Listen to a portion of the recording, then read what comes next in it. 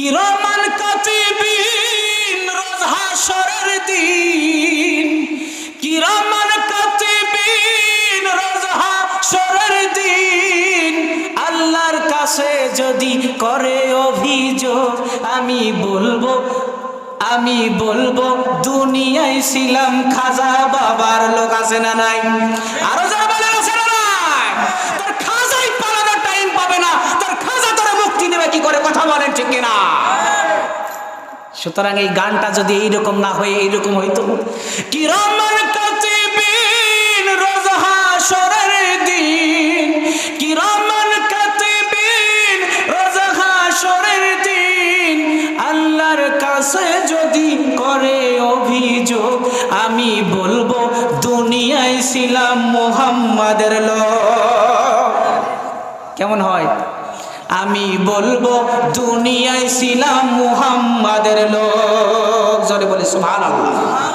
সুতরাং ওই খাজা বলেন আর গজা বলেন আর বাবা বলেন, এরা বাঁচানোর মালিক কেউ। আরো জোরে বলেন, কেউ বাঁচানোর মালিক? বাঁচানোর মালিক একমাত্র কে? আল্লাহ। হাজারো ব্যথা বেদনার পরে ফিরে আসনি তুমি আপন ঘরে, হাজারো ব্যথা বেদনার পরে ফিরে আসনি তুমি আপন ঘরে, দিনের আলো তুমি ছড়িয়ে দিতে চলে গেলে মদিনায় মক্কা ছেড়ে। হে রাসূল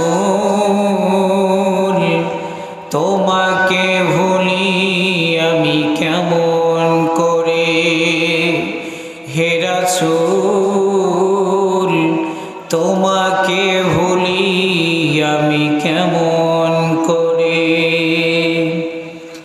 খেয়ে না খেয়ে দিন প্রচারের কাজে নিজেকে দিয়েছ বিলিয়ে,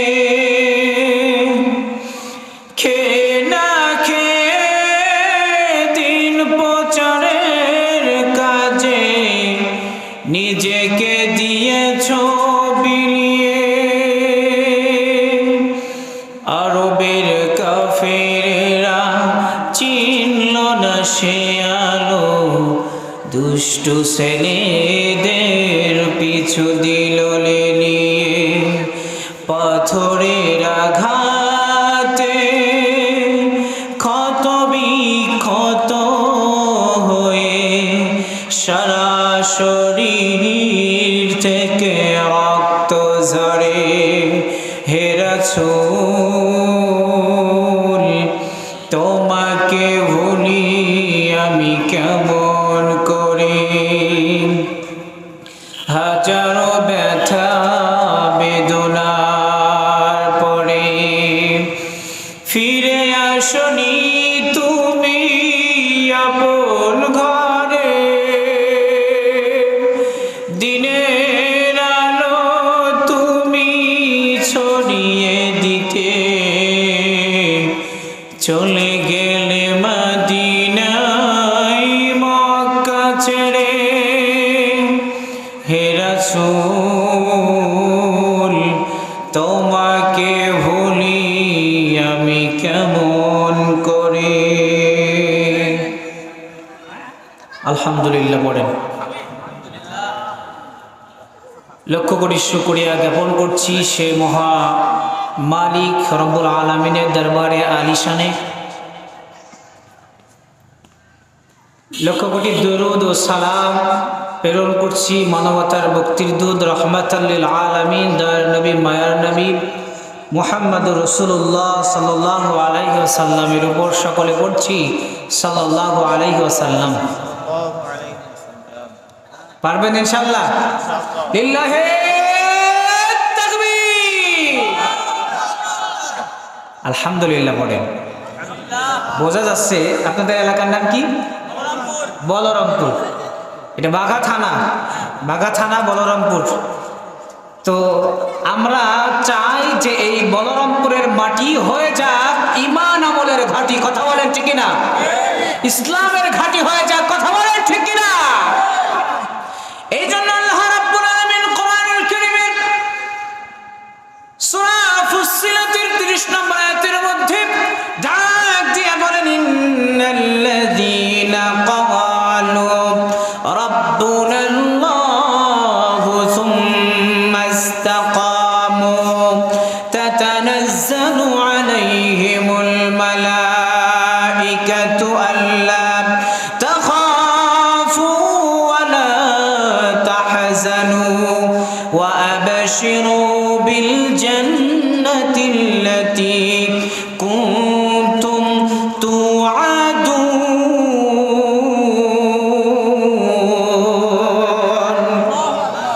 আল্লাহ রাব্বুল আলামিন কোরআনুল কারীমের ভিতরে ঘোষণা দিলেন, ইন্নাল্লাযীনা ক্বালু রাব্বুনাল্লাহ, যারা আল্লাহ তাআলাকে রব বলে স্বীকার করবে, রব বলে আল্লাহকে মেনে নেবে, সুম্মা ইসতাকামু, অতঃপর এই কথার উপরে যারা অটল অবিচল থাকবে, আল্লাহ রাব্বুল আলামিনকে রব বলে স্বীকার করে নিয়ে এই কথার উপরে যারা অটল থাকতে পারবে, আল্লাহ পাক বলছেন তাতানাজ্জালু আলাইহিমুল মালাইকা, আল্লাহ তাআলা আসমান থেকে তাদের কাছে আল্লাহর ফেরেশতা পাঠায়া দিবে।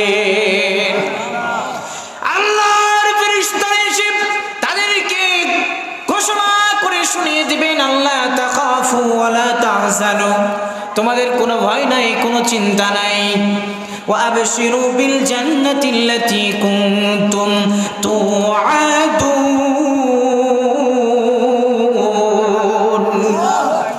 এবার ফেরেশতারা তাদেরকে বলবে, কোনো চিন্তা নাই, কোনো টেনশন নাই, তোমাদের জন্য আল্লাহ রাব্বুল আলামিন যে জান্নাতের ওয়াদা প্রতিশ্রুতি দিয়েছিলেন, ওয়াদা করেছিলেন, সেই জান্নাতের সুসংবাদ তোমরা গ্রহণ করো। জোরে বলি সুবহানাল্লাহ। সুতরাং আমরা এই আয়াতের সরল তরজমা অর্থ থেকে এতটুকুন বুঝতে পেরেছি যে যারা আল্লাহকে রব বলে মেনে এই কথার উপরে অটল অবিচল থাকতে পারবে, আল্লাহ পাক আসমান থেকে তাদের কাছে ফেরেশতা পাঠিয়ে দিবেন। সুবহানাল্লাহ।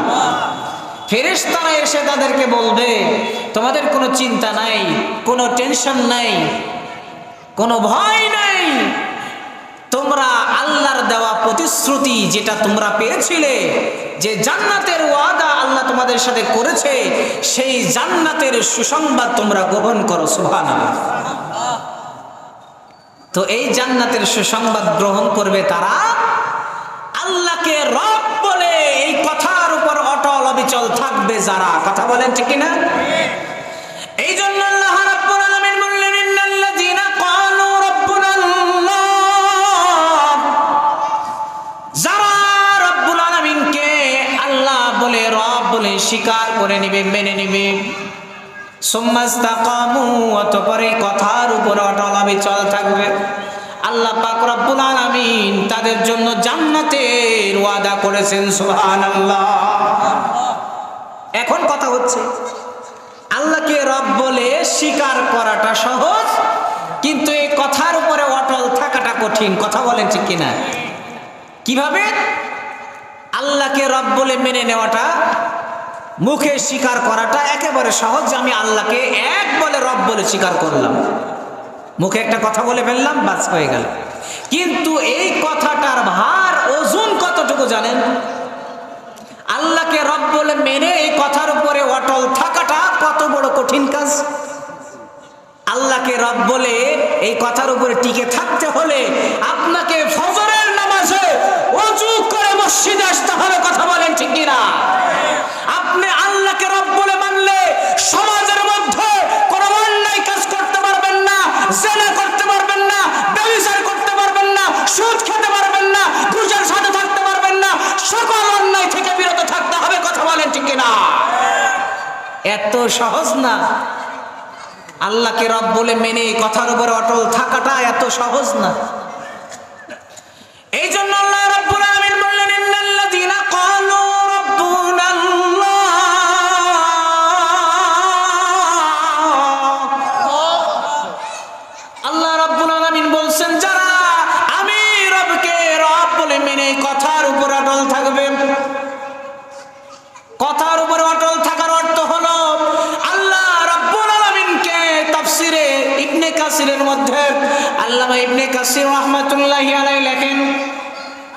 যারা আল্লাহকে রব বলে মেনে নিয়েছে তার অর্থ হলো আল্লাহকে রব বলে মানার পরে দুনিয়ার এই জমিনে রবকে স্বীকার করার পরে আর কখনো কুফরি কাজ করে নাই, কখনো শিরিক করে নাই। কথা বলেন ঠিক কিনা?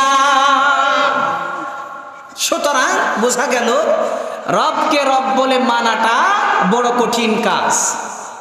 তার মানে রবের পক্ষ থেকে যত বিধিনিষেধ আমাদের কাছে আছে সবগুলো মেনে নিয়ে সেই অনুযায়ী চলতে পারলে আল্লাহকে আল্লাহ বলে মানা হবে। কথা বলেন। আমি শুধু মুখেই বললাম আমি আল্লাহকে মানি, আল্লাহকে বিশ্বাস করি, রব বলে স্বীকার করি, আমার এই স্বীকারোক্তির কোনো দাম আছে? যতক্ষণ পর্যন্ত এই স্বীকারোক্তির সাথে কাজে পরিণত না করতে পারছি ততক্ষণ পর্যন্ত এটা শুধু স্বীকারোক্তি থেকে যাবে। যখন আমি এই স্বীকারোক্তির পরে আল্লাহর বিধান মেনে নিয়ে আমলে পরিণত করতে পারবো তখন আমার এই স্বীকারোক্তির দাম আছে না নাই? আরো জোরে বলেন আছে না না? সুতরাং আল্লাহকে রব বলে মানাটা বড় কঠিন কাজ। কারণ রব বলে মানতে গেলে আমার দুনিয়ার সকল অন্যায় কাজ আমাকে ফেলে থয়ে আল্লাহর বিধানের প্রতি আমার মনোনিবেশ থাকতে হবে। কথা বলেন ঠিক কিনা? কুফরি করা যাবে না, শিরিক করা যাবে না। আজকের এই দুনিয়ার জমিনে কুফর আর শিরিকে সয়লাব। কথা বলেন। বিভিন্ন রকমের কুফরি শিরিকি কাজ আল্লাহর জমিনে আছে না নাই? আরো জোরে বলেন আছে না না? আমরা কুফর শিরিকের সাথে এমন ভাবে জড়িত যেগুলো আমরা না জেনেও করে ফেলি। আমরা বুঝিও না, জানিও না যে এটা কুফরি কাজ। আল্লাহ পাক রব্বুল আলামিন সন্তান দেওয়ার মালিক কে? আরো জোরে বলেন কে? এখন আমি যদি কোনো বাবার দরবারে কোনো গাছের কাছে গিয়ে বলি বাবা আমারে সন্তান দাও, সন্তান দাও, তাহলে এই কাজটা কুফরি হবে। কথা বলেন ঠিক কিনা? কথা বলেন। এটা হবে শিরকি কাজ। আল্লাহর সাথে আমি কাউকে একটা অংশীদার করে ফেললাম।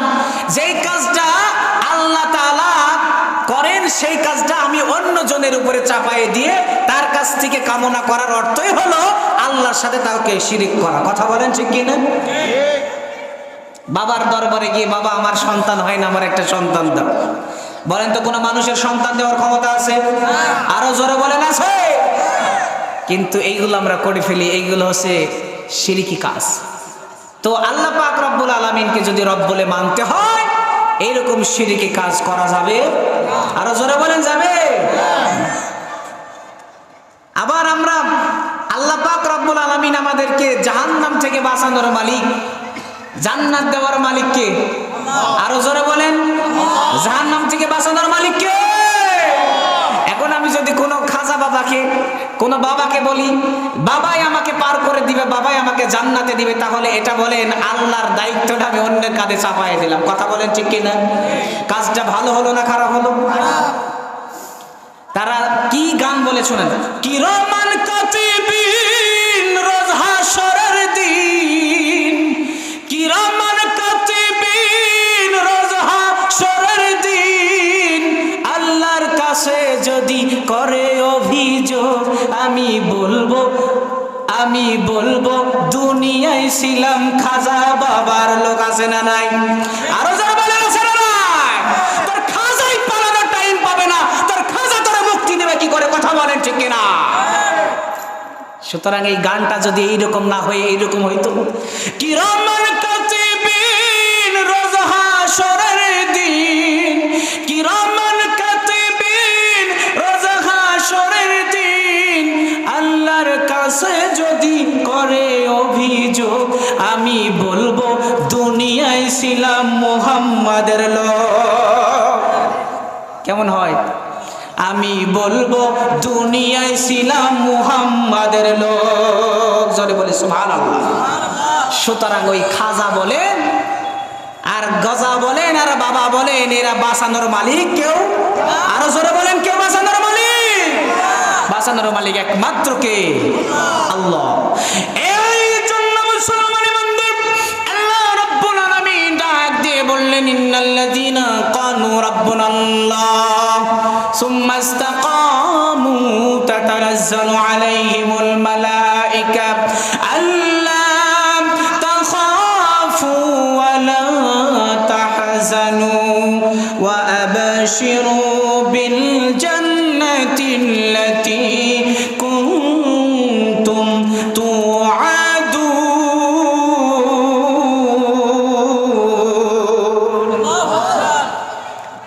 আল্লাহ রাব্বুল আলামিন বললেন, রব বলে আল্লাহকে স্বীকার করার উপরে, কথার উপরে যদি অটল থাকতে পারি, অটল থাকতে গেলে আমার দুনিয়ার সকল প্রকার অন্যায় থেকে নিজেকে ফিরিয়ে রাখতে হবে, গুটিয়ে রাখতে হবে।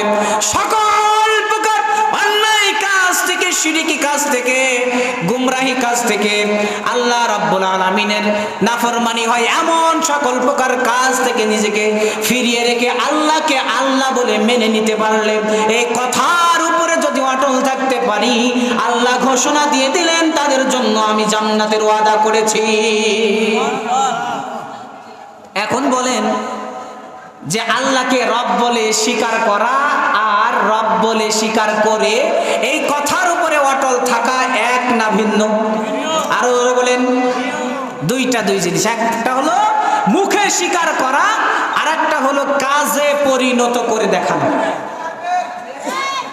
তো আমরা যদি আল্লাহকে রব বলে স্বীকার করি, তাহলে আমাদের উচিত হবে আল্লাহকে আল্লাহ বলে স্বীকার করে আল্লাহর যাবতীয় বিধানগুলো আমাদের জীবনে মেনে নেওয়া। কথা বলেন ঠিক কিনা? এই জন্য আল্লাহ পাক বলছেন, যারা আল্লাহকে আল্লাহ বলে মেনে নেবে, যারা আল্লাহকে রব বলে স্বীকার করবে, এই কথার উপরে যারা অটল থাকতে পারবে, আল্লাহ বললেন তাতানাজ্জালু আলাইহিমুল মালাইকা। তাফসীর ইবনে কাসিরের মধ্যে এসেছে তাদের কাছে আল্লাহর ফেরেশতা অবতীর্ণ হবে। তার মানে ইনদাল মাউত, মৃত্যুর সময় তাদের কাছে এসে ফেরেশতারা বলবে, আল্লাহ তাখাফু, তোমাদের কোনো ভয় নাই, ওয়ালা তাহজানু, কোনো চিন্তা নাই, ওয়া আবশিরু বিল জান্নাতিল্লাতী কুনতুম তুআদুন, তোমরা তোমাদের সাথে দেওয়া প্রতিশ্রুতি যে আল্লাহ তাআলা দিয়েছিলেন জান্নাত দেবেন, সেই জান্নাতের সুসংবাদ তোমরা গ্রহণ করো। সুবহানাল্লাহ। এটা তাদের জন্য যারা আল্লাহকে আল্লাহ বলে মেনে আল্লাহর বিধানগুলো নিজের জীবনে বাস্তবায়ন করতে পেরেছে। তাদের মৃত্যুর সময় আল্লাহ আসমান থেকে ফেরেশতা নাজিল করে দিবে। সুবহানাল্লাহ। এবার ফেরেশতারা এসে বলবে, ও দুনিয়ার মানুষ শোনো, তোমরা দেখো এই যে আল্লাহর বান্দা আল্লাহকে রব বলে মেনে আল্লাহর বিধানগুলো পালন করে তার অন্তিম সময়, শেষ সময় দুনিয়া থেকে চলে যাচ্ছে, ওই ব্যক্তির কানের কাছে এসে বলবে, আল্লাহ তাখাফু, কোনো ভয় নাই, ওয়ালা তাহজানু, কোনো চিন্তাও নাই, ওয়া আবশিরু বিল জান্নাতিল্লাতী কুনতুম তুআদুন।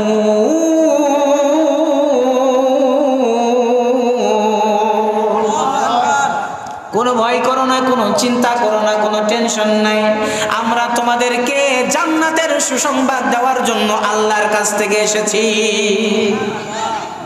এটা হবে তাদের জন্য যারা দুনিয়ায় থেকে আল্লাহকে রব বলে স্বীকার করে এই কথার উপরে অটল অবিচল থেকে আল্লাহর বিধানগুলো যারা দুনিয়াতে বাস্তবায়ন করতে পারবে, আল্লাহ পাক বলছেন তাদের জন্য আমার ওয়াদাকৃত জান্নাতে আমি তাদেরকে প্রবেশ করিয়ে দেব। সুবহানাল্লাহ। তাহলে কাজ কয়টা? একটা কাজ, সেটা হচ্ছে আল্লাহকে রব বলে মেনে এই কথার উপরে অটল থাকতে হবে। এই কথার উপরে অটল থাকতে হবে, কোনো টালমাটাল করা যাবে না, দ্বিধাদ্বন্দ্বে ভোগা যাবে না, দোদুল্যমান অবস্থায় থাকা যাবে না। আল্লাহকে যখন একবার রব বলে মেনেছি, আর কখনো অন্যায় করব না, আর কখনো পাপের কাজে যাব না, আর কখনো সমাজের মধ্যে অনৈতিক অনইসলামিক কোনো কাজ হতে দেব না। কথা বলেন ঠিক কিনা? এইরকম স্পৃহা, এইরকম উদ্যোগ, এইরকম একটা মনের আশা যদি থেকে থাকে, তাহলে আল্লাহকে রব বলে মেনে এই কথার উপরে অটল থাকাটা সহজ হবে। কথা বলেন ঠিক কিনা? আমি যদি মনে করি যে যেই দিকে বৃষ্টি ওই দিকে আমার ছাতা, তাহলে আমার দ্বারা ওই আল্লাহকে মেনে ওই কথার উপরে অটল থাকা সম্ভব হবে? আরো জোরে বলেন হবে? কখনোই হবে। এই জন্য আল্লাহকে মানতে আমাদের জীবনের যত রকমের প্রয়াস চেষ্টা আছে সব কিছু ব্যয় করে যদি আমরা মন খুলে আল্লাহকে রব বলে স্বীকার করে জীবনের সর্বস্ব দিয়ে ইসলামের বিষয়গুলো, কোরআনী বিধানগুলো রাসূলের হাদিসের বাণীগুলো আজ এই বিশ্বের মধ্যে, সমাজের মধ্যে চালু করতে পারি, গোটা দুনিয়া থেকে অন্যায় দূরীভূত হতে বাধ্য হবে। কথা বলেন ঠিক কিনা? সুতরাং মুসলমান, শুধু এতটুকু জিনিসের প্রয়োজন, আমাদের মনের আগ্রহ, এতটুকু জিনিসের প্রয়োজন, আমাদের জীবনের আমল, ইচ্ছা, আবেগ, অনুভূতিগুলো যদি আল্লাহকে ঘিরে হয়, তাহলে আল্লাহকে রব বলে মানাটাও সহজ, আল্লাহর কথাগুলো মানাও সহজ, আল্লাহর বিধান অনুযায়ী চলাটাও সহজ। কথা বলেন ঠিক কিনা? আরো জোরে বলেন ঠিক কিনা? যুবক ভাইরা ভালো একটু যুবক ভাইরা ওয়াজ করে যায়। এই যে ডিসেম্বর চলতেছে, আর কয়েকদিন পরে তো শেষ, এরপরে তো 31st নাইট আছে না, একটা দিন রাত একটা আছে না? আরো জোরে বলেন আছে না? নয়? যুবক ভাইয়ের ওয়াজ একটু করে নি। যারা যুবক তারা ভালো বুঝবেন, যুবকের পছন্দের শ্বশুরের মেয়ে আছে না নাই? আরো জোরে বলেন আছে না নাই? তো এইরকম পছন্দের কোনো মানুষ যদি তাকে বলে যে আমার অমুক জিনিসটা লাগবে, তাহলে বলেন তো এই যুবক ওই জিনিস এনে দিতে বাধ্য কি বাধ্য না? এবং সে আগ্রহের সাথে আবেগ অনুভূতি দিয়ে সেই জিনিসটাকে কত সুন্দর করে তার কাছে প্রেজেন্ট করা যায়, এই চিন্তা ফিকির তার মাথায় সব সময় থাকবে। কথা বলেন ঠিক কিনা? আমি এটা প্রমোট করছি না, আমি বোঝানোর জন্য বলছি। তো একজন মানুষ যদি মানুষের জন্য এত কিছু আগ্রহ অনুভূতি নিয়ে তার কথাটা মানতে পারে, তার প্রিয় হওয়ার কারণে, আমরা যদি আল্লাহকে প্রিয় বানায় নি, আল্লাহকে যদি পছন্দের বানায় নি, তাহলে আল্লাহর কথাগুলো মানা আমার আপনার জন্য সহজ হয়ে যাবে। কথা বলেন ঠিক কিনা? বুঝাতে পেরেছি কথা? বুঝতে পেরেছেন? এই জন্য আল্লাহ রাব্বুল আলামিন ডাক দিয়ে বললেন, ইন্নাল্লাযীনা ক্বালু রাব্বুনাল্লাহ, যারা আল্লাহ তাআলাকে রব বলে মেনে নেবে, আল্লাহকে রব বলে স্বীকার করার পরে সুম্মাস্তাকামু, ওই কথার উপর অটল থাকবে, তাতানাজ্জালু আলাইহিমুল মালাইকা, আল্লাহ তাআলা আসমান থেকে তাদের কাছে ফেরেশতা পাঠায়া দিবেন, তারা এসে ঘোষণা দিবেন, লা আল্লাহ তাখাফু, কোনো ভয় নাই, ওয়ালা তাহজানু, কোনো চিন্তাও নাই, ওয়া আবশিরু বিল জান্নাতিল্লাতী কুনতুম তুআদুন, তোমাদেরকে যে জান্নাতের ওয়াদা করা হয়েছে, ওই জান্নাতের সুসংবাদ তোমাদেরকে শোনাতে এসেছি। আল্লাহ পাক তাদেরকে দুনিয়ায় থাকতে ফেরেশতাদের দিয়ে জান্নাতের সুসংবাদ শোনায় দিবে। সুবহানাল্লাহ বলেন। এরপরে আল্লাহ পাক রব্বুল আলামিন ফেরেশতাদের মাধ্যম দিয়ে তাদেরকে আরো কিছু কথা শোনাবেন। নাহনু আউলিয়াউকুম ফিল হায়াতিদ দুনিয়া ওয়া ফিল আখিরাহ ওয়া লাকুম ফিহা মা তাশতাহি আনফুসুকুম ওয়া লাকুম ফিহা মা তাদউন।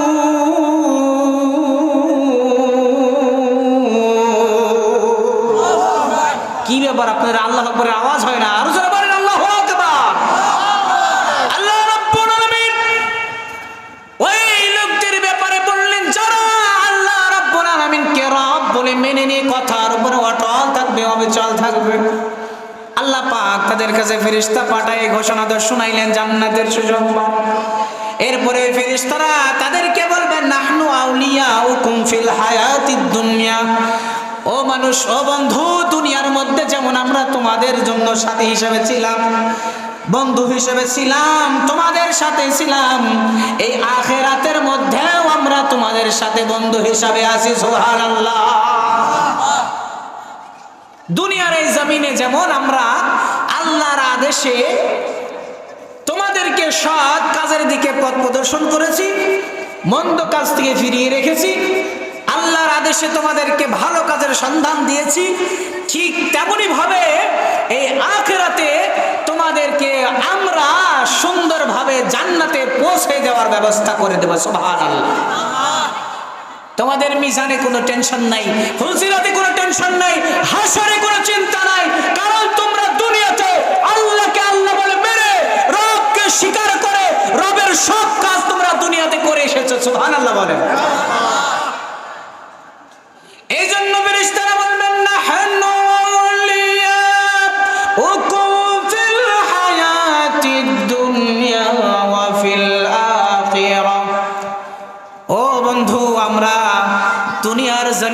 তোমাদের সাথে যেমন বন্ধু হিসেবে ছিলাম, আখিরাতে মিজানের মাঠে, ফুলসিরাতের মাঠে, ঘাটে ঘাটে আমরা তোমাদের সাথে আছি, কোনো চিন্তা নাই, কোনো টেনশন তোমাদের নাই। সুতরাং তোমরা চিন্তিত হবে না, টেনশন করবে না, জান্নাত পর্যন্ত পৌঁছে দেওয়া পর্যন্ত আমরা তোমাদের সাথে আছি। তাদেরকে যদি এই কথা বলে যে জান্নাত পর্যন্ত আমরা তোমাদের সাথে আছি যতক্ষণ তোমরা জান্নাতে প্রবেশ না করছো, বলেন তো তাদের কোনো সমস্যা, কোনো চিন্তা আছে, কোনো টেনশন আছে? তাদের কোনো রকমের চিন্তা টেনশন থাকবে না, কারণ তাদেরকে আগেই জান্নাতের সুসংবাদ শুনিয়ে দেওয়া হয়েছে। সুবহানাল্লাহ।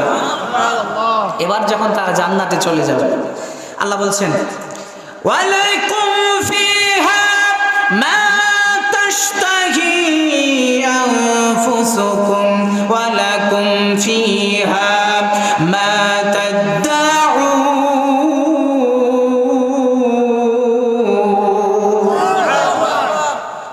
আল্লাহ পাক বলছেন যে তারা যখন জান্নাতে প্রবেশ করে যাবে, জান্নাতে প্রবেশ করার পরে আল্লাহ পাক তাদের মনে যা চাবে, তারা যা কামনা করবে সঙ্গে সঙ্গে তাদেরকে দিয়ে দিবে। সুবহানাল্লাহ। নুজুলাম মিন গফুরির রহিম।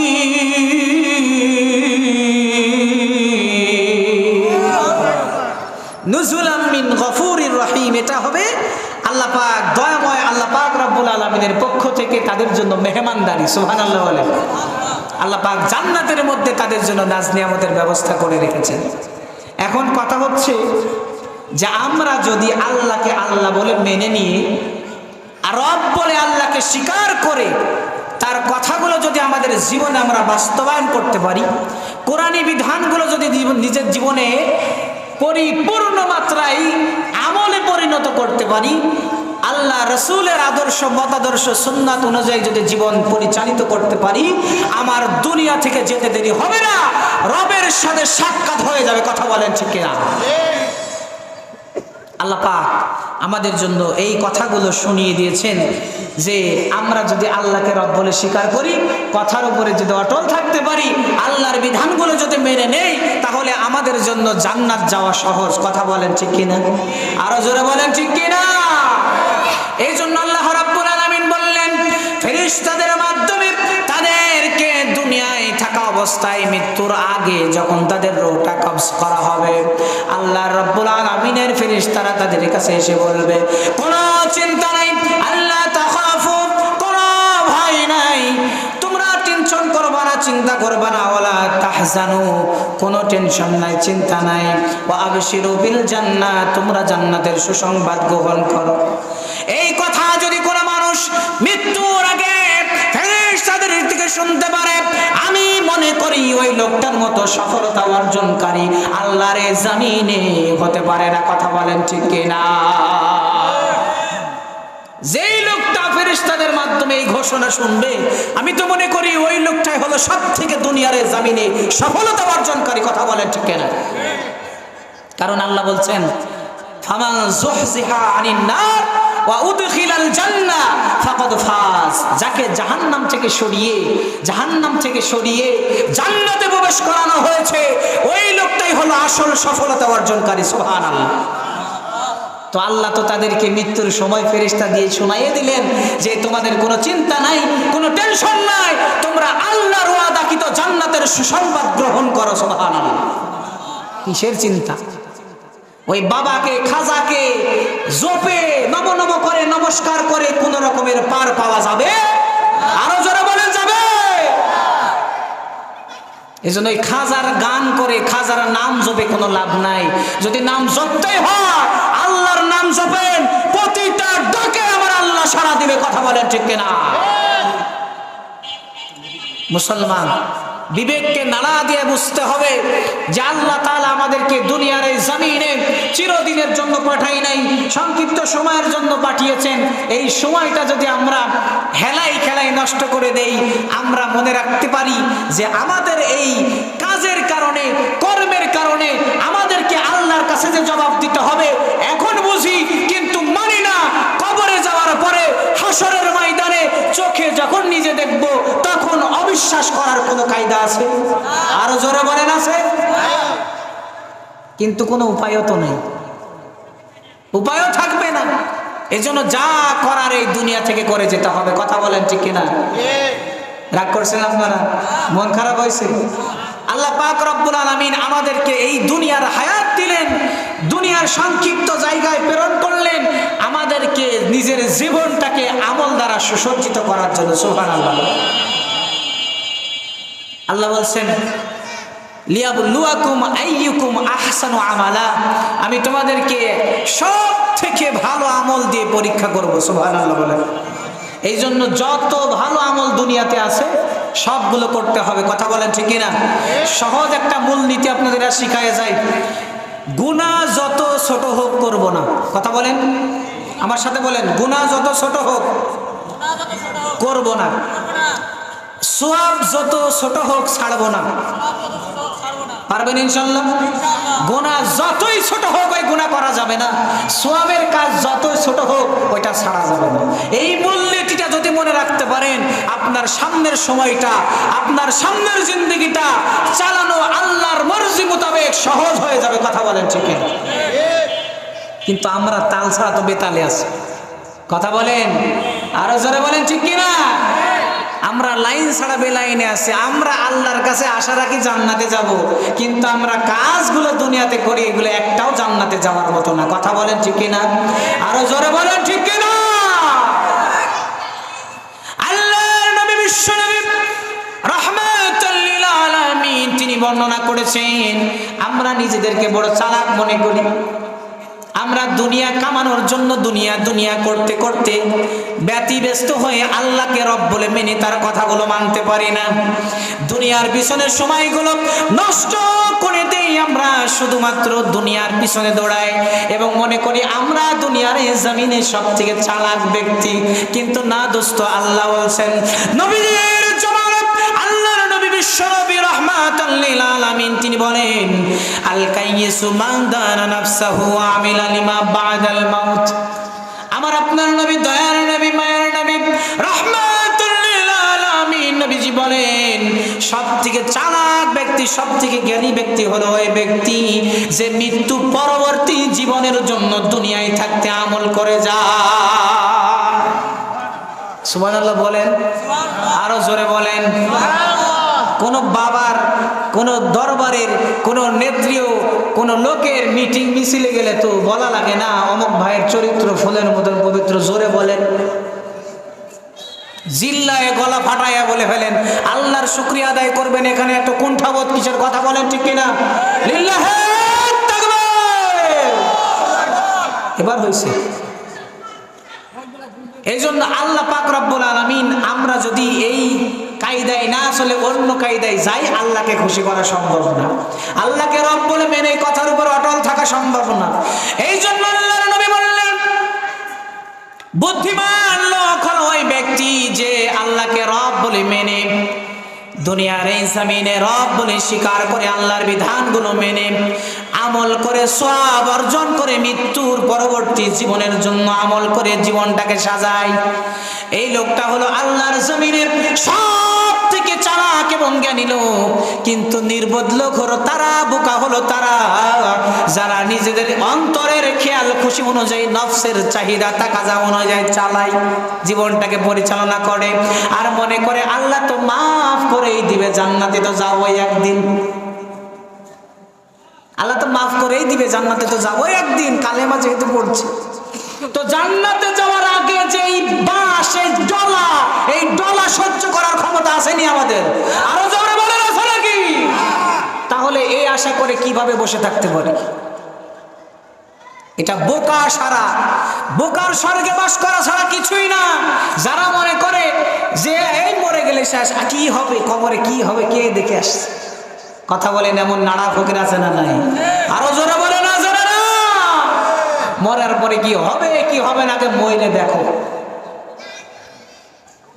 সুতরাং আল্লাহ নবী বলছেন, চালাক ব্যক্তি তারা, জ্ঞানী ব্যক্তি তারা যারা আল্লাহকে রব বলে স্বীকার করে কথার উপরে অটল আছে, আল্লাহর আমলগুলো, আল্লাহর বিধানগুলো আমলে পরিণত করেছে, তার বাণীগুলো নিজের জীবনের সবথেকে গুরুত্বপূর্ণ স্থানে রেখেছে।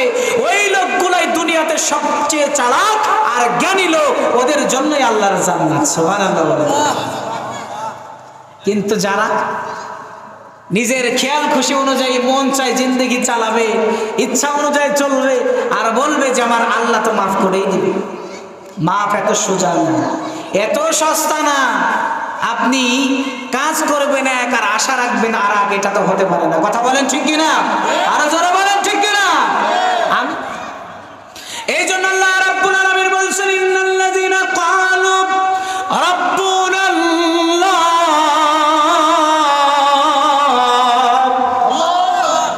যারা আল্লাহকে রব বলে স্বীকার করবে, আল্লাহকে রব বলে মানবে, আল্লাহকে রব বলে মেনে এই কথার উপরে যারা অটল থাকতে পারবে, তার মানে আল্লাহর জমিনে আল্লাহর যতগুলো বিধান আছে, বিধানগুলো যারা বাস্তবায়ন করতে পারবে, নিজের জীবনে আমলে পরিণত করতে পারবে, আল্লাহ রাব্বুল আলামিন ডাক দিয়ে বললেন, ও দুনিয়া থেকে আসতে দেরি হবে, আবার জান্নাত তার জন্য খুলে যেতে দেরি হবে না।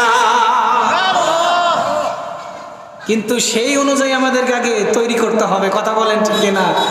আমি যদি ওই যুবকের মতো বিয়ে না করে সন্তান চেয়ে বসে থাকি, আল্লাহর আমল না করে, নামাজ না পড়ে, রোজা না রেখে, হজ না করে, যাকাত না দিয়ে, হারাম খেয়ে, অন্যায় করে, অশ্লীলতা করে, অন্যের জমিনের আল ঠেলে আল্লাহর কাছে জান্নাতের আশা রাখি, আমার মতো বোকা আল্লাহর জমিনে নাই। কথা বলেন ঠিক না? ওয়াজ বহুত শুনছেন, আজকে ওয়াশ হয়ে যান, ওয়াশ। মনে রাখবেন, কুষ্টিয়া থেকে একজন লোক আসছিল, পরিশুদ্ধ করতে হবে নিজেদেরকে, সকল অন্যায় থেকে ফিরিয়ে রাখতে হবে, এরপরে আল্লাহকে মানেন, রব বলে স্বীকার করেন, আপনার ওই স্বীকারোক্তির দাম আছে। কথা বলেন ঠিক কিনা? আরো জোরে বলেন ঠিক কিনা? সুতরাং মুখে বলা এক জিনিস, আর কাজে পরিণত করে দেখানো আর এক জিনিস। এই জন্য আমি শুরুতেই বলেছি, আল্লাহকে আল্লাহ বলে স্বীকার করাটা কঠিন না, সহজ, কিন্তু আল্লাহ বলে স্বীকার করে মানাটা কঠিন। কারণ আল্লাহকে যদি আল্লাহ বলে মানতে যায়, তাহলে আল্লাহর কথা অনুযায়ী চলতে হবে, তার কথার বাইরে যাওয়া যাবে না। কিন্তু আমাদের কাজ হলো, আল্লাহকে স্বীকার করছি ওই পর্যন্ত শেষ, এরপরে দুনিয়া আসার পরে দুনিয়া দুনিয়া দুনিয়া করতে করতে আমাদের জীবন শেষ। কথা বলেন ঠিক কিনা? আরো জোরে বলেন ঠিক কিনা? আমরা জানি যে আসল সফলতা কিয়ামতের মাঠে, যে ডান হাতে সফলতা আমল নামা পাবে, ডান হাতে আমল নামা পেয়ে যার সুসংবাদ জান্নাতের দেওয়া হবে, জান্নাতি যে হয়ে যাবে সে হলো আসল সফলতা অর্জনকারী। কিন্তু আমরা দুনিয়ার মানুষ মনে করি কি, যাদের 5 তলা বিল্ডিং আছে, যাদের ব্যাংক ব্যালেন্স আছে, তারাই হলো দুনিয়াতে সফলতা অর্জনকারী। কথা বলেন ঠিক না? তারাই দুনিয়ার সফলকাম ব্যক্তি। কথা বলেন। কিন্তু বন্ধু, এটা আসল সফলতা না। এই যে দুনিয়া দুনিয়া করতেছেন, এটা বেশি দিনের না। আপনি চোখ বন্ধ করে রাখেন, এত প্রিয়জন, আপনজন, এত লোক, এত সম্পদ আপনি যা করে গেছেন, আপনার চোখ বন্ধ হওয়ার সাথে সাথে 3 টুকরা কাফনের কাপড় ছাড়া আপনার সঙ্গী কেউ হবে না। কথা বলেন ঠিক কিনা? আরো জোরে বলেন ঠিক কিনা? সুতরাং কার জন্য কি করছেন?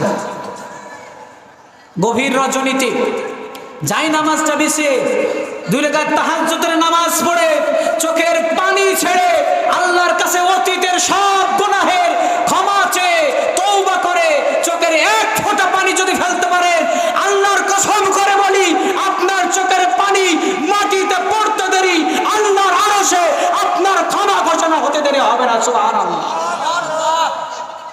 বিশ্বাস হয় আপনাদের? বিশ্বাস যদি না হয়, আজকে এই রাতে গিয়ে 2 রাকাত নামাজ পড়ে তাহাজ্জুদে যাই নামাজে বসে চোখের পানি ফেলে দেখবেন, এমন একটা শান্তি, এমন একটা অনুভূতি দিলে আসবে, অন্য দুনিয়ার কোন জিনিসের মধ্যে সেই শান্তি, সেই স্বাদ, সেই অনুভূতি খুঁজে পাবেন না। কথা বলেন ঠিক কিনা? কিন্তু দুনিয়া দুনিয়া করতে করতে, দুনিয়ার সম্পদের পিছনে দৌড়াইতে দৌড়াইতে আমাদের অন্তরটা মরে গেছে, অন্তরটা আমরা নষ্ট করে ফেলেছি। আমাদের ভালো জিনিস আর ভালো লাগে না। আজকে এখানে মাহফিল দেখেন, সাইডে তাকায় দেখেন,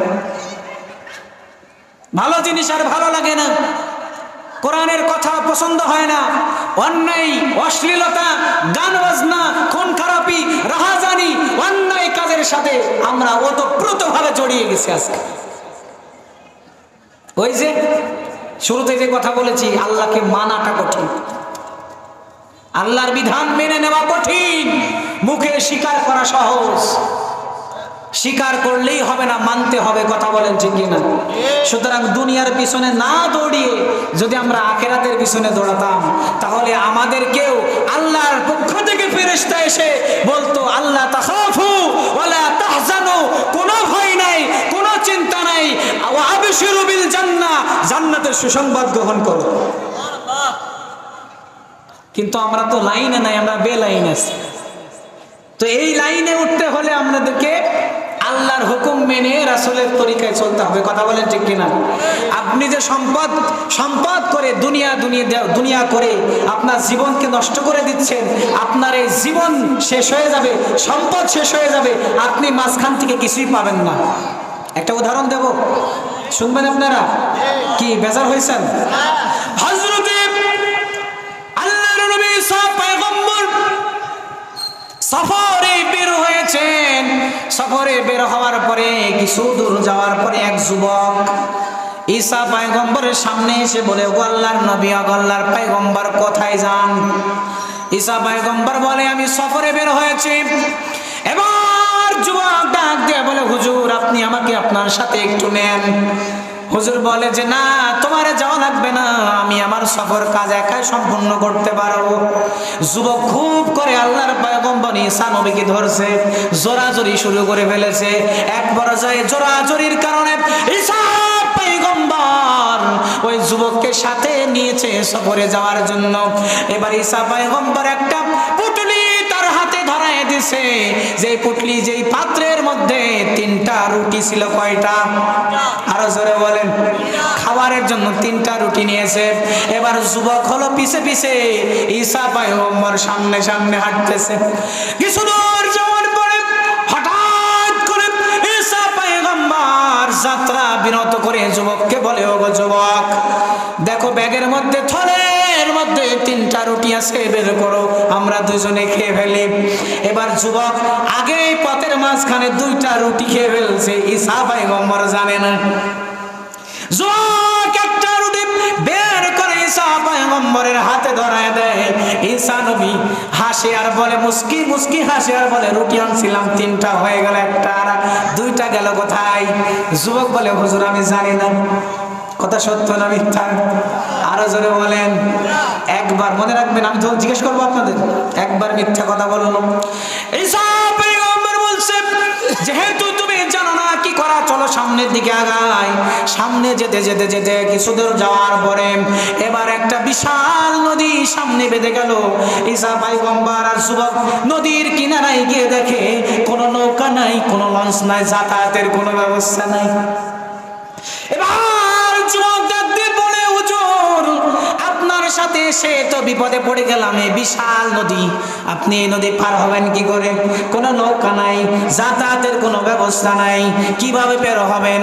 ঈসা পয়গম্বর বলেন, ও যুবক, কোনো চিন্তা নাই, তুমি আমার হাতটা ধরো। হাতটা ধরতে দেরি, আল্লাহর কুদরতে নদী হেঁটে পার হতে দেরি হয় না। আরো যারা বলেন। ঈসা পয়গম্বর এবার যুবককে কাছে ডেকে বললেন, মনে করলেন নৌকা নাই, কোনো যাতায়াতের ব্যবস্থা নাই, পায়ে হেঁটে হেঁটে নদী পার করাইলাম, হয়তো এবার যুবকের কাছ থেকে সত্য ঘটনাটা জানা যাবে। ঈসা পয়গম্বর বললেন, রুটি আনছিলাম 3টা, হয়ে গেল 2টা, হয়ে গেল 1টা, আর 2টা কোথায়? যুবক বলল, হুজুর আমি জানি না। কয়বার মিথ্যা বলছে? আরো জোরে বলেন। আপনারা কখনো আমাদের দ্বারা আপনাদের দ্বারা সম্ভব হবে নাকি 1 হাত পানির উপরে হেঁটে যেতে? কথা বলে পারবো? ঈসা পয়গম্বর চিন্তা করলেন যে হাত ধরায় পার করালাম, হয়তোবা সত্য কথাটা বলতে পারে, কিন্তু না, এবারও মিথ্যা কথা বলে ফেললো, 2বার মিথ্যা কথা। ঈসা পয়গম্বর বলছেন, চলো সামনের দিকে আগাই। সামনে যেতে যেতে যেতে যেতে কিছু দূর যাওয়ার পরে এবার এমন একটা মরুভূমির ভিতরে সে পৌঁছালেন, যেখানে কোনো পানির ব্যবস্থা নাই, কোনো টিউবওয়েল নাই। দুজনের খুব পানি পিপাসা। ঈসা পয়গম্বর যুবক ওই মরুভূমির ভিতরে পানির পিপাসায় বুকের ছাতি ফেটে যাবে ভাব। এবার যুবক ঈসা পয়গম্বরকে বলে, হুজুর আপনার সাথে আসার পর থেকে একটার পর একটা বিপদ লেগেই আছে, নৌকা নাহাই ছিল না, নদীর কিনারে হাত ধরে পার করছেন, মেনে নিলাম। এই জনশূন্য মানবহীন এই মরুভূমির ভিতরে আপনি পানি পাবেন কোথায়? ঈসা পয়গম্বর বলেন, চিন্তার কোনো কারণ নেই। 2 রাকাত নামাজ পড়ে আল্লাহর কাছে যখন হাত তুলে ধরেছে, আমার আল্লাহ ওই মরুভূমির ভিতরে একটা জঙ্গল থেকে একটা দুগ্ধ দানকারিণী হরিণী পাঠায় দিলেন। সুবহানাল্লাহ। ঈসা পয়গম্বর দুধ দহন করলেন, যুবক আর ঈসা নবী পান করলেন। পান করার পরে এবার ঈসা পয়গম্বর মনে মনে চিন্তা করলেন, হরিণের দুধ খাওয়াইলাম, হয়তো এবার সত্যর কথাটা পাওয়া যাবে তার কাছ থেকে। ঈসা পয়গম্বর বলছেন, আপনারা কেউ হরিণের দুধ খাইছেন নাকি? আমি নিজেও খাইনি। তো ঈসা পয়গম্বর এবার যুবককে বলছে যে রুটি আনছিলাম 3টা, হয়ে গেল 2টা, ব্যাপার কি? একটা হয়ে গেল, 2টা রুটি কোথায় গেল? তখন যুবক বলছে, হুজুর আমি জানি না। কয়বার মিথ্যা হইল? কয়বার? 3বার মিথ্যা কথা হয়েছে। এবার ঈসা আলাইহিস সালাম চিন্তা করলেন, এইভাবে কাজ হবে না। ঈসা পয়গম্বর বললেন, চলো সামনের দিকে যাই। সামনের দিকে যেতে যেতে কিছু দূর যাওয়ার পরে এবার ঈসা পয়গম্বর চিন্তা করলেন, এভাবে তো কাজ হলো না, কি করা যায়? চিন্তা করার পরে এবার তিনি 3টা স্বর্ণের ইট তৈরি করলেন। কয়টা? আরো জোরে বলেন, আরো জোরে বলেন। 3টা স্বর্ণের ইট তৈরি করার পরে ঈসা পয়গম্বর এবার যখন যুবকের সামনে 3টা ইট রাখছেন, স্বর্ণের ইট, বিশাল ব্যাপার। যুবকের মাথায় কাজ করে না। যুবক এবার প্রশ্ন করছে, হুজুর আপনি আর আমি লোক হইলাম 2 জন, আপনি ইট বানাইলেন 3টা, আর একটা কারে দিবেন? ঈসা পয়গম্বর চালাকি করে বলছে যে রুটি 2টা খাইছে তার জন্য আলাদা আর একটা ব্যবস্থা করেছে। এবার যুবক, হুজুর আমি রুটি 2টি খাইছিলাম, কথা বলেন ঠিক কিনা? এর আগে 3বার নৌকা নাই, হাত ধরে সমুদ্র পার করাইছে।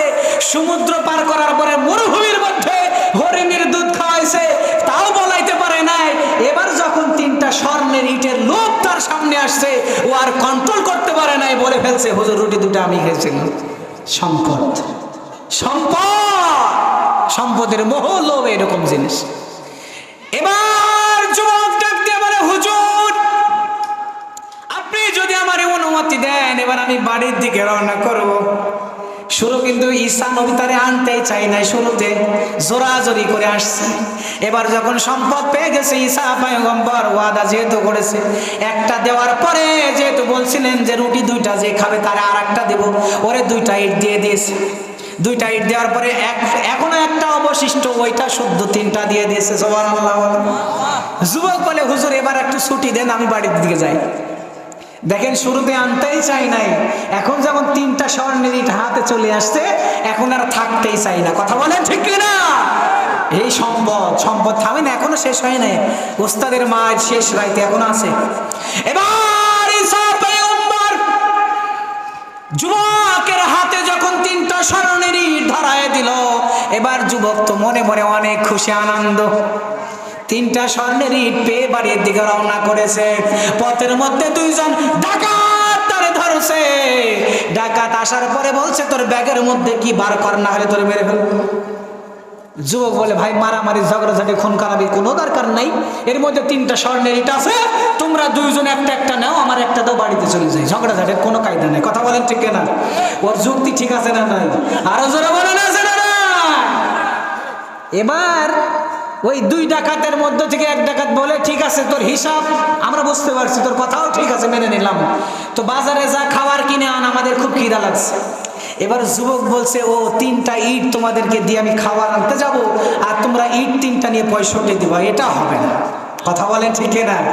ওর মাথায় বুদ্ধি আছে না নাই? তা কি করতে হবে? করতে হবে তোমাদের মধ্যে থেকে একজন যাও, খাবার আনো, আর একজন আমার কাছে থাক, আমরা 2 জন মিলে 3টা ইট পাহারা দেই, আর একজন খাবার কিনে আনো, হিসাব ক্লিয়ার। কথা বলেন ঠিক না? এবার এক ডাকাত চলে গেল বাজারে খাবার কিনতে। ও খাবার কিনতে যাচ্ছে আর মনে মনে চিন্তা করছে, ব্রেনের মধ্যে চিন্তা করছে, আমি যদি খাবার কেনার পরে এই খাবারের মধ্যে একটু বিষ মাখাই দিতে পারি, এই বিষ মাখানো খাবার খেলে তোরা দুইজনে এই জায়গায় কায়েত, এই 3টা ইটের মালিক আমি হয়ে যাবো। কি চিন্তা দেখেন। এবার এরা দুইজন, এক ডাকাত আর যুবক, ইট পাহারা দিচ্ছিল 3টা। ওরা চিন্তা করছে ওর যদি আসতে একটু দেরি হয়, আমরা একটা বাহানা করে ওরে এমন পিটাবো, ওরে পিটাইতে পিটাইতে মেরে ফেলবো, তাহলে একটা একটা তো পাবোই, আর একটার মধ্যে থেকে আধা আধি ভাগ। কথা বলেন ঠিক কিনা? কি চিন্তা দেখেন। এবার এক ডাকাত চলে গেল বাজারে খাবার কিনতে। খাবার কেনার পরে খাবারের মধ্যে বিষ মাখায় দিল। বিষ মাখানো খাবার আনার পরে তারা তো আর জানে না বিষ মাখানো, আনতে দেরি হয়েছে। তারা দুজন ওই ডাকাতকে এমন মারছে, মারতে মারতে মেরে ফেলছে। এবার খাবার সামনে খুলে খেয়েছে, বিষ মাখানো খাবার জানে না তারা দুজনা খেয়ে মারা গেছে। 3টা লাশ 3 দিকে পড়ে আসে, 3টা স্বর্ণের ইট 3 দিকে পড়ে। ঈসা নবীর কথা মনে আছে আপনাদের? ঈসা পয়গম্বর এবার সফর শেষ করে বাড়ির দিকে রওনা করেছে। বাড়ির পথে আসতে আসতে এবার মরুভূমির ভিতরে দেখে যেখানে তিনি ইট বানাইছিলেন তার কিছু দূর পরে 3টা ইট 3 জায়গায় পড়ে আছে, 3টা মরা দেহ 3 জায়গায় পড়ে আছে। ঈসা নবী বুঝতে বাকি রইল না, তিনি বললেন এটাই তো দুনিয়া, আর এটাই হলো দুনিয়ার সম্পদ। কথা বলেন ঠিক কিনা? বন্ধু, আমি বোঝাতে চাইছি এই দুনিয়া দুনিয়া করে সম্পদের লোভে পড়ে, সম্পদের মোহে পড়ে দুনিয়ার পিছনে যতই ছুটি, এই দুনিয়া আমার হবে না, সম্পদ আমার হবে না। সম্পদ পড়ে থাকতে হবে দুনিয়ার এই জমিনে, আমাকে চলে যেতে হবে আল্লাহর ডাকে সাড়া দিয়ে কবরে। কথা বলেন ঠিক কিনা?